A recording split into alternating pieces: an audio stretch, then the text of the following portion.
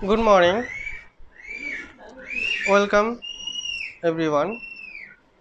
I am Subrata, your chemistry lecturer.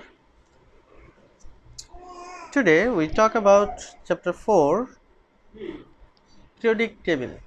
Already all of you get some lectures of this chapter. Today is the last class for this chapter. আমরা সামনে থেকে আমরা বিভিন্ন chapter যে চ্যাপ্টারগুলো পড়েছি সেই চ্যাপ্টারগুলোর revision ক্লাসে চলে যাব যাতে তোমাদের পড়াশোনাগুলো বুঝতে এবং পড়তে খুব সুবিধা হয়। আমরা শুরু করব দুটো টপিক নিয়ে। প্রথম যে টপিকটা, সে টপিকটার নাম হলো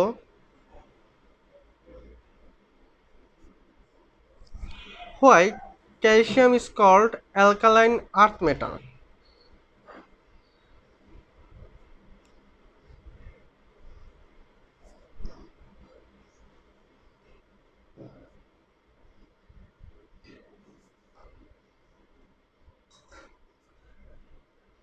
কেন ক্যালসিয়ামকে অ্যালকালাইন আর্থ মেটাল বলা হয়? আচ্ছা, এটার কারণটা হলো যে ক্যালসিয়ামের বিভিন্ন কম্পাউন্ডগুলো আছে যেগুলো সাধারণত সয়েলে পাওয়া যায়, মানে আমাদের যে আর্থ সেই আর্থের সয়েলের মধ্যে পাওয়া যায়, এবং এগুলোর যে হাইড্রোক্সাইড মানে পানিতে যোগ করার পর যে হাইড্রোক্সাইডটা তৈরি হয় সেই হাইড্রোক্সাইডটা সাধারণত অ্যালকালি হয়। মানে দ্যাট মিন্স আমি যদি ক্যালসিয়াম প্লাস ওয়াটার রিয়াকশন করাই উৎপন্ন হবে ক্যালসিয়াম হাইড্রোক্সাইড। এটা একটা alkali, therefore it is also a alkaline compound.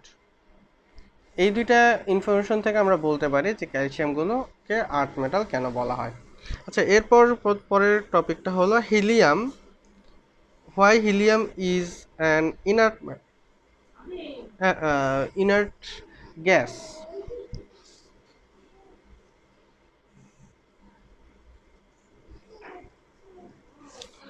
এখন হিলিয়ামের লাস্ট শেলে তো আর 8টা থাকে না, ওকে।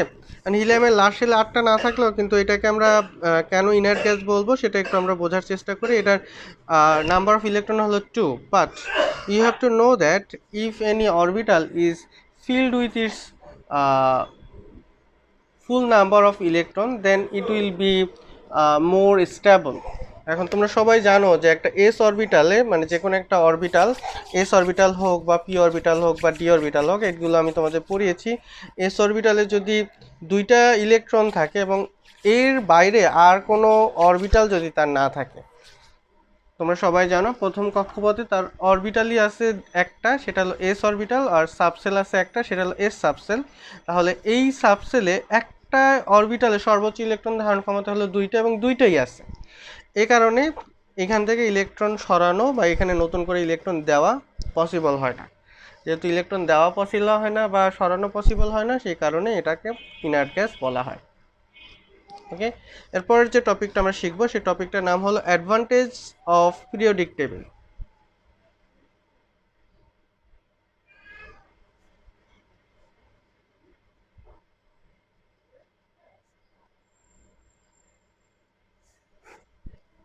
অ্যাডভান্টেজ আমি যদি তোমাদের একদম সিম্পলিফাই, আমি কিছু বলি নাই, তাহলেও যদি জিজ্ঞেস করি যে আমরা অ্যাডভান্টেজ কী কী হতে পারে, তোমরা সহজে বলবা যে স্যার আমরা বিভিন্ন মেটালের বৈশিষ্ট্য সম্পর্কে খুব দ্রুত আইডিয়া পেতে পারি। আমরা বলতে পারি যে গ্রুপ 1-এর মৌলগুলো অ্যালকালি, এরা ইলেকট্রোপজিটিভ, এরা ইলেকট্রন খুব দ্রুত দান করতে পারে, এদের আকার সাধারণত এদের আকার বড় হয় কম্পেয়ার টু গ্রুপ 17।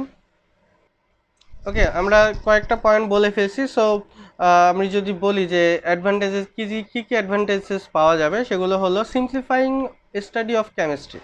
আমরা কেমিস্ট্রির সিম্পলিফাইং স্টাডি খুব দ্রুত এখান থেকে পেতে পারি। যেমন টোটাল নাম্বার অফ এলিমেন্ট হলো জানো 118, আর 2016 সালে এই 118টা মৌল আবিষ্কার হয় বা 118টা মৌল পর্যন্ত আমরা পাই। এখন আমাদের এই প্রত্যেকটা মৌল আমি যদি জানতে চাই তাহলে আমাদের হিউজ পরিমাণ ইনফরমেশন মাথায় রাখতে হবে।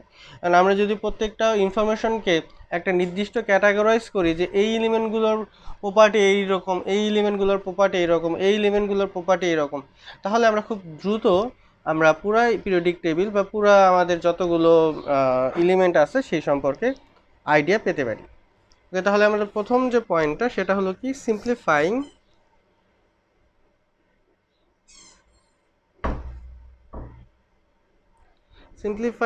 Study of chemistry B.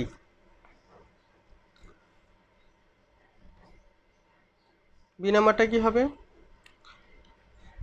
Dictation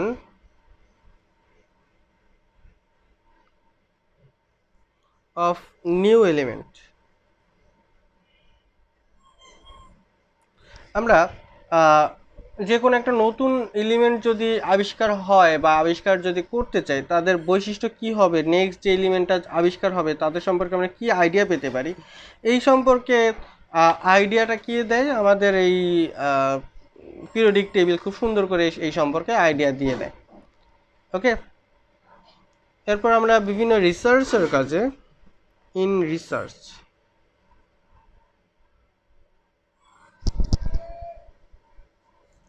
আমাদের বিভিন্ন ধরনের এলিমেন্ট আর কম্পাউন্ডের রিসার্চ করার কাজে আমরা এই পিরিয়ডিক টেবিলটা খুব সহজে ব্যবহার করতে পারি। যেমন আমি তোমাদের খুব সহজে দুই একটা উদাহরণ দিই। মনে করো যে আমাদের যে কোনো একটা কম্পাউন্ডের বৈশিষ্ট্য নিয়ে আলোচনা করতে হবে, যে সেই কম্পাউন্ডটা কী টাইপের বৈশিষ্ট্য ধারণ করে।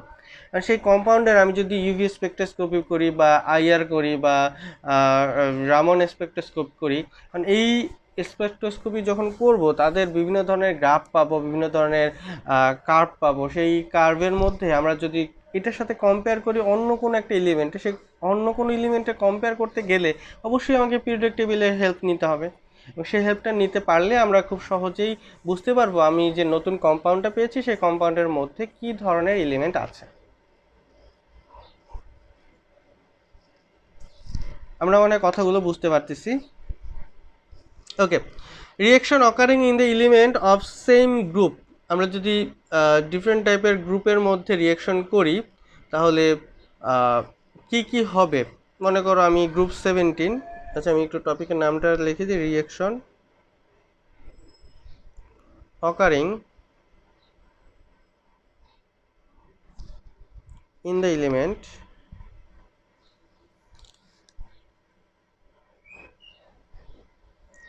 of the same group।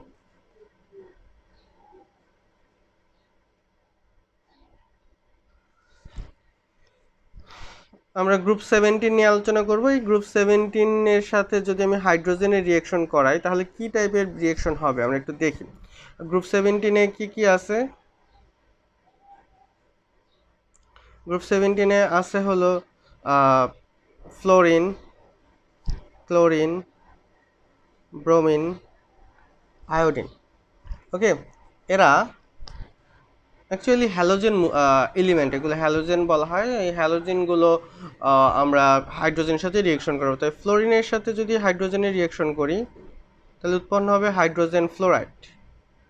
অবশ্যই এগুলো গ্যাসিয়াস ফর্মে থাকবে, তাই গ্যাসিয়াস ফর্মে থাকলে এগুলোর অবশ্যই স্টেটটা লিখে দিতে হবে, হাইড্রোজেন ফ্লোরাইড গ্যাস তৈরি হবে। ঠিক একইভাবে আমি যদি ফ্লোরিনের বদলে ক্লোরিন নিয়ে রিঅ্যাকশন করাই, hydrogen plus chlorine equal to hydrogen chloride. ঠিক একইভাবে hydrogen plus bromine, hydrogen bromide, hydrogen plus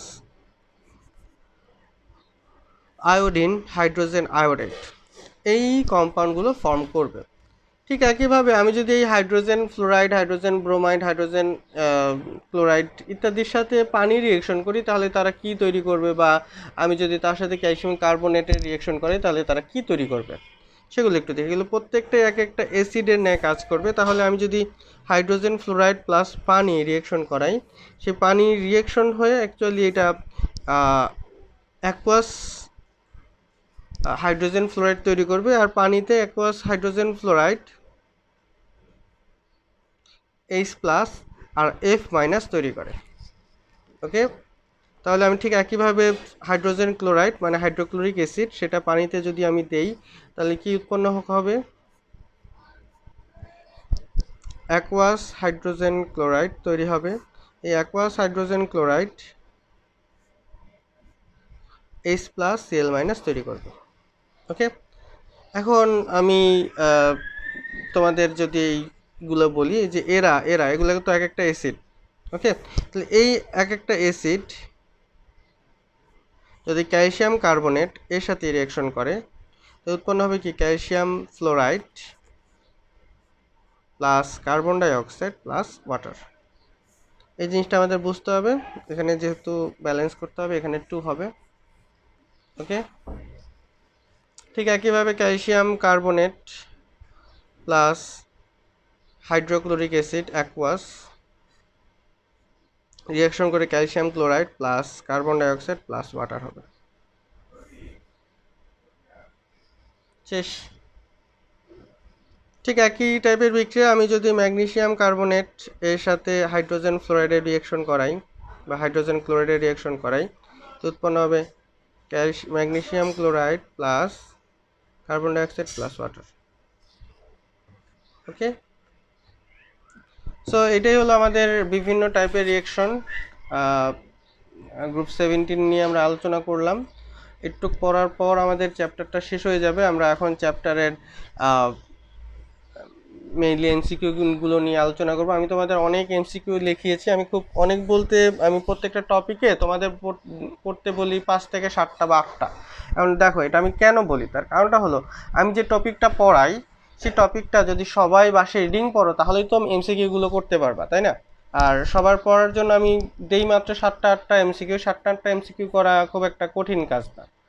বাসাতে তোমরা ফ্রি আছো সেজন্য 7টা-8টা এমসিকিউ দেই যাতে তোমরা পুরো টপিকটা পড়ো এবং টপিকটা পড়ে আমাকে যাতে লিখে দিতে পারো বা আমাকে দিলে সুবিধা হয় যে তোমরা পড়ছো এটা আমি বুঝতে পারি।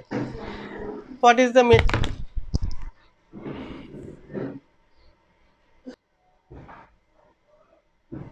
আচ্ছা, আমরা এরপরের এটা নিয়ে আলোচনা করি এমসিকিউগুলো নিয়ে। What is the main basis of modern periodic table? Atomic number, atomic mass, relative atomic mass, electronic configuration.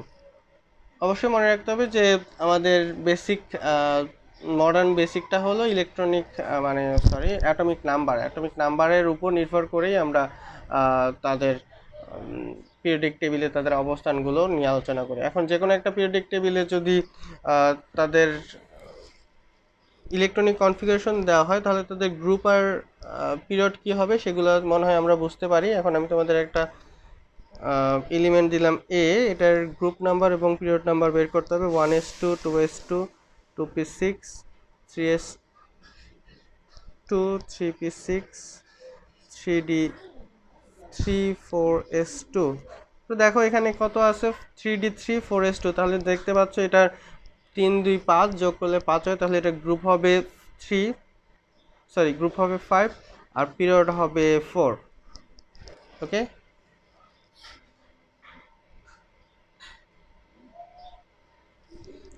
এখন তোমাদের বইয়ের বাকি যে এগুলো আছে মানে বাকি যে এমসিকিউ গুলো আছে সেগুলো কি আছে, কে, এক্স, ওয়াই এগুলো প্রত্যেকটাই ডিফারেন্ট ডিফারেন্ট সিম্বল।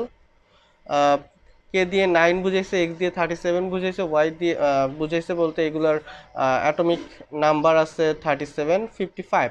কারণ তোমাকে অবশ্যই প্রত্যেকটার এলিমেন্ট কি সেগুলো জানতে হবে। কে 9 বলতে আমরা মানে কতগুলো ইলেকট্রন থাকে, আর মানে কোন এলিমেন্টের 9টা ইলেকট্রন থাকে সেটা আমাদের জানতে হবে। 9টা ইলেকট্রন থাকে ফ্লোরিনের। তোমরা ফ্লোরিনের ইলেকট্রনিক কনফিগারেশন যদি করো তাহলে কি দেখতে পাবা, 1s2, 2s2, 2p, 2 দুগুণে 4, 5 4 9। তাহলে এর ইলেকট্রনিক কনফিগারেশন তুমি দেখতে পাচ্ছ। আমার শেষ কক্ষপথে ইলেকট্রন সংখ্যা হলো 7টা, তাহলে এটা গ্রুপ 17 এ অবস্থিত। ওকে, এখন যদি বলে যে পরেরটা এক্স 37, তো 37টা আমাকে খুব কেয়ারফুলি ইলেকট্রনিক কনফিগারেশন করতে হবে। আমরা করি 1s2, 2s2, 2p6, 3s2, 3p6, 3d10, 4s2, 4p5। একটু দেখো তো, 10 এই পর্যন্ত হয়ে গেছে 28, 28 আর 7, 28 আর 2 30, 30 আর 5 35, এখনো দুইটা বাকি আছে। ওকে, তাহলে এখানে চলে আসবে পরের যে এলিমেন্ট সেটা।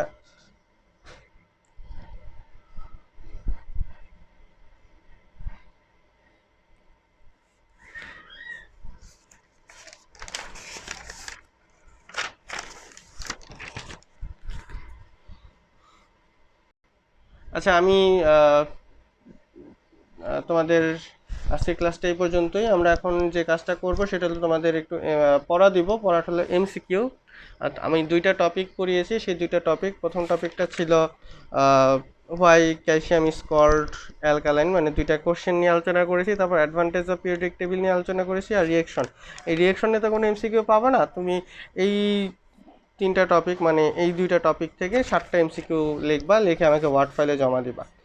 আর তোমাদের যে মেইন বইটা আছে, মেইন বইয়ে দুইটা সিকিউ আছে, সেই দুইটা সিকিউ তোমরা রিডিং করবো। আমরা নেক্সট ক্লাসে সিকিউ দুইটা নিয়ে আলোচনা করব। সবাইকে ধন্যবাদ।